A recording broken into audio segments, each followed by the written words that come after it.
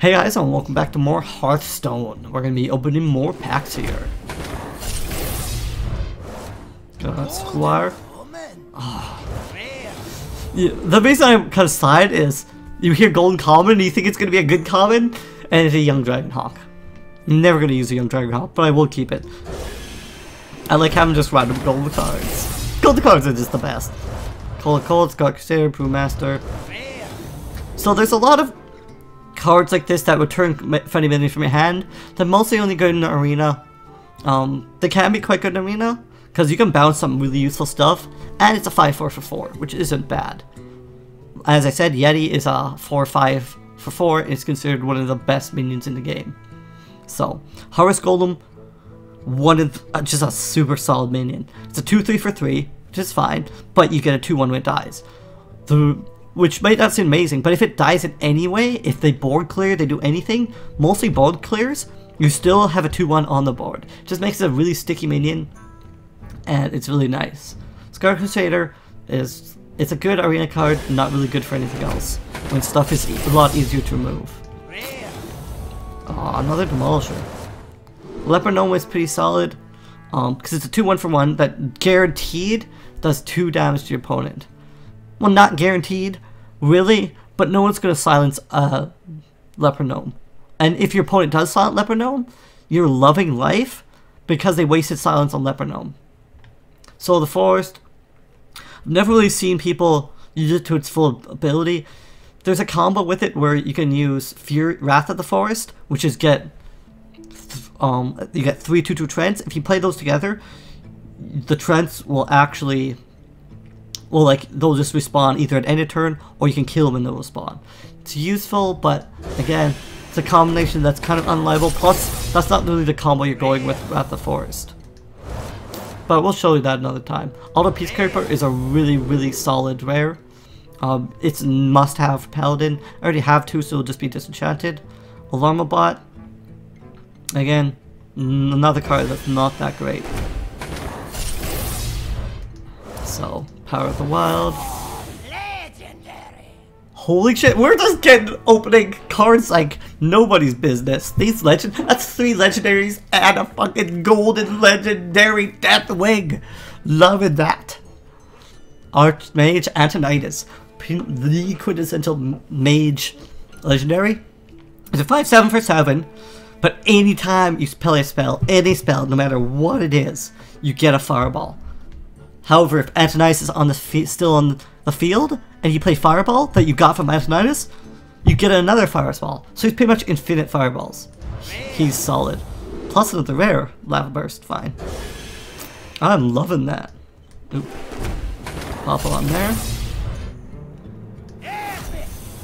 Oh, another Pit Lord. Yay. Holy shit! Lord Jaraxxus! This is insane! I love my life. This is fucking great. You epic and Lord Jaraxxus. That's just too good to be true. Okay, notice there's a different animation for opening Goblins Gnomes than there's regular. They changed the animation for every pack, which is cool. Fell Cannon, sweet. Flame Cannon. Also, all these cards will be new. So, Fell Cannon. At the end of the turn, it does 2 damage to any non-mech minion. That's the point of Goblins Gnomes. There's Goblins, and there's Gnomes, but the Gnomes mostly just make mechs. Flame Cannon again. Kind of unreliable because it's hard to do... how to say? It's unreliable because it's hard to do consistent damage. But it's 4 damage for 2 mana. Dark Bomb is really solid for Warlock. Because what Warlock used to have to use is... it was a 0-mana spell that made you discard a card to do 4 damage or 3 damage. I can't remember. Can't quite remember. But I'm pretty sure it's 4 damage. But discarding a card can often be hard. Ooh, Flying Machine. Again, not that great. It's okay in Arena. So, but yeah. Dark Bomb is solid. It's just a straight deal 3 damage for 2 mana. And I would take that in pretty much any deck. It's very solid. Except for Druid, who gets it for 2 mana. On an option card. Except Murloc, Goblin, Siege Engine. So, Siege Engine is a warrior card, as you can see, and it's warriors gain a lot of armor. So this card can actually really get out of hand, but it's another one of those cards that's situational and people go with cards usually that are more reliable. Healbot is a card that some people thought wasn't going to be great, and some people thought it was going to be amazing. The people who thought it was going to be amazing were generally right. Gaining 8 health is a lot of health. You start the game with 30 health. You only have 30 health unless you gain health. 8 health on one card is huge. There's some cards that are on a card, they only give you 6, or I think there's a druid one that gives you 8, but it doesn't have a stick. This is what we call a creature on a or a spell on a stick. You get your 8 health, plus you get a 3/3, plus it's a mech which has other useful things. Very strong card. It's even used in high level constructed decks. So definitely a must-have card. Yeah, so it's much different than those with the cards like Burst Out. Bully Walkdrog, this is a new thing they introduced. I think there's 4 cards in total that have this ability. But yeah, whenever your opponent casts a spell, does not count creatures, only spells, it gains 2 attack. Which is useful because you play it, if your opponent plays a spell next turn and it doesn't kill it, it's a 5/5. Or it's a 5 whatever health that's left. Shadowboxer, I think I've seen it played in competitive play. But whenever a character is healed, do 1 damage to a random enemy. It's useful, very useful. Shielded Minibox is huge. It's used a lot because where else are you going to get a 2/2 with Divine Shield? Nowhere. It's impossible. It's a pretty good card. Spider Tank is also solid for 3 reasons. 1, it's a 3 cost minion for 3/4. 2, it's a mech. And 3, it can be used by anybody, all classes. It's a solid card. So if you need something for a 3 spot, Spider Tank is solid. So this is a card where I don't know if it has been played in Constructed. I haven't seen it like in the higher level meta game. But it has a lot of potential. So if you just play your regular like your regular Wicked Dagger, you play this, it's a 4/3. That's good. Plus, you get a median 3 attack. That's better. Has a lot of potential. It could be played. It's pretty solid. The only thing is a little bit slow. But Pilot Sweater is huge. It's another one of those cards where it's sticky. It stays on the board. It's a 3/4 for 4 mana. It's pretty much just like a bigger,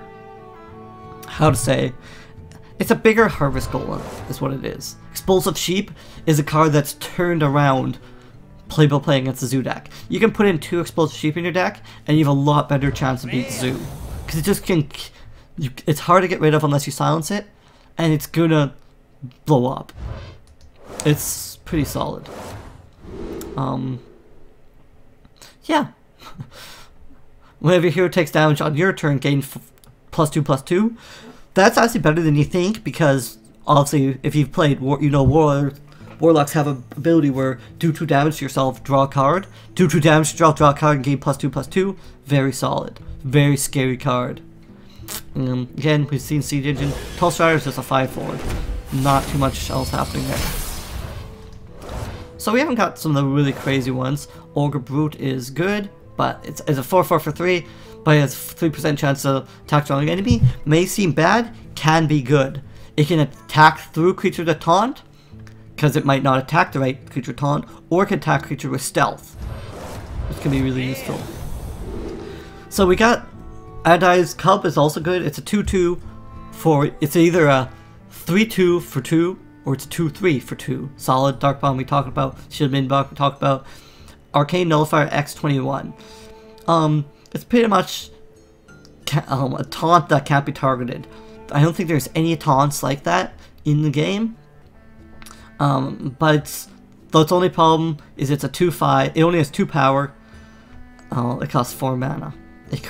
So it's good, but it lacks a little bit in power. So it can mean there's some better taunt creatures. Actually, there's a lot of better taunt creatures, but it's sticky. When I cheat, pretty much it's a pirate. That's really its claim to fame. If you play another pirate, it gains stealth, but it's a pirate.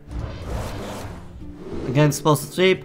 Clockwork Gnome is actually used in some of the other decks because you get a spare part. The spare parts, pretty much what they do is you can get a minion with more health, you get a minion with more attack, you can freeze an enemy minion, you can swap attack, and like you can swap the attack and defense. So this would be a 2-1, this would be a 2-3, this would be a 1-2-1, this would be a 1-4. That's a useful one, and the other one is getting a creature taunt. But pretty much you're getting a card. Getting a card is a never bad idea, and it's a 2-1. So it's a fine card, especially, and it's a mech. There's synergies with mechs, so if you have cards that need a synergy mech and you need a cheap mech like a Mech Warper is this quintessential mech. Oh, and I got 2 of them. See, like all these mechs cost 1 less with Mech Warper, which is really good. Micro Machine is sweet. At the start of each turn, you gain an attack. Light of the Naru is a good pre-spell. Restore 3 health. If the target is still damaged, you get a free Light Warden. So it's pretty much you get a free card, and it costs 1. It's pretty much restore 3 damage for 1. I think you can heal yourself, and you pretty much always get the Light Warden as well. Fell Reaver.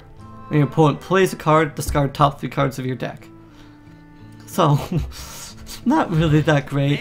If you know you're going to beat your opponent, it can be okay, but it's risky. Matter Bomber. So we saw Mad Bomber in the last one. It deals 3 damage split amongst all characters. The Matter Bomber is nice because it does 6 damage. So you have a lot more chance to clear the board than the Mad Bomber. So, again though, it's unpredictable. Jeeves. At the end of each player's turn, that player draws until they have 3 cards. The secret of this card is, if you're a really fast zoo deck, you're going to be out of cards pretty much by turn 4. So you can play Jeeves on turn 4 and drop to 3. If your opponent's playing a slower deck, which a lot of decks are in the current meta, they don't get to take advantage of Jeeves, but you might be drawing 3 cards every turn. So it's a really solid card for those people. Robocub, Warbot, Trog. So we've seen all those. Oh, I guess we haven't seen Wardog, but it's a 1-3 with Enrage. Not too much else to see. Little Exorcist. So what happened is there's a lot of Death Rammer in Curse of Naxxramas, which is the adventure mode, paid adventure mode. So it just takes advantage of that. It's a 2-3 for 3 with Taunt, which is good enough, plus the Valkyrie, it makes it pretty good. I haven't ever seen it played though, just because there's other good taunts, mostly. Slow Chugger is solid for Mage. It can really give you advantage to freeze your opponent every turn. Ogre Wormhole is good, it has the same advantage as the Ogre, but you kind of want more reliability in your weapons. Mech Bearcat, Druid, there is Druid mech decks, but you really have a lot of stuff at 6 in your Druid deck as a Druid, so you don't... Mech Warcat doesn't really have a spot, but it can be good. Ship's Cannon. This is the card, in my opinion, that makes pirates playable. And I'm saying pirates weren't really playable before the Ship's Cannon. Pirates suffer from being weak little guys. They have high attack, low defense. Ship's Cannon lets you blast through some of that, just blast things every time you play pirate. 2 damage to anything. Really solid. It's a 2-3 for 2. Solid all around. Good card. Must have for pirates. Must have. So, Snow Chugger. Another Fell Cannon. So we got our complement of Fell Cannons. We don't need any more, right? No more Fell Cannons. Got our second Pirate Shredder, which is good. Up into here. Oh, see, I pretty much jinxed myself by saying I didn't want another Fell Cannon, because we get another Fell Cannon. Goblin Autopower gives you weapon +1/+1. Shrinkmeister is a card that, if you look at it and don't know what it does, you haven't played enough Priest. There's 2 main Priest cards that are really good. There's, can't remember what it's called. I think it's, can't remember exactly, but pretty much verbatim what the card does is you get to take any card that has 2 attack or less, and you get to keep it. So they have, say they have a Yeti, a 4/5. Shrink it, play that card, take it. Okay? There is also Shadow Madness. Let's let you grab any creature with 3 power or less and use it for the turn it gains charge, pretty much. You can shrink a bigger creature, take it, and attack in with it. Hopefully, usually with the intention of killing it. Usually with Shadow Madness, you want to kill the minion at the end. So you get to trade their minion for another one of their minions. Crackle is a useful shaman card, but it's a range. But most of them are. Again, we know what Rule 6 does. Another part of Shredder. So, pretty much only that shaman card, but we'll open one more pack here. Ooh, nice, 2 rares. Ah, another Siege Engine. Iron Sensei. Yeah, it's pretty much what it is. At the end of your turn, get another friendly mech. +2/+2. It's what it is. It's pretty simple. So anyway, guys, we'll call it an episode here. We'll be back in the next episode for more Hearthstone. Thanks, guys. Later.